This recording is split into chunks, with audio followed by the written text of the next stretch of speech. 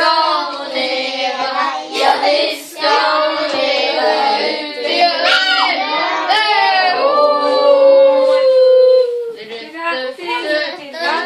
Ett fyrfaldigt till Vera, hon lever, hipp hipp. Hurra, hurra, hurra, hurra!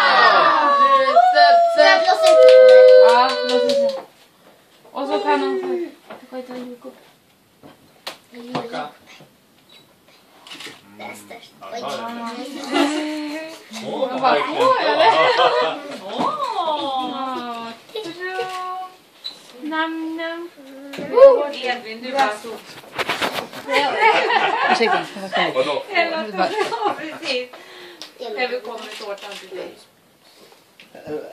vänta lite. Den där är Och så god. någon haklapp eller någonting på den här söta klänningen nu. Vera. Det är extra jordgubbsdekor. Ja. Äkta. Skulle jag hämta någon stol där eller barn som Där är det. Va?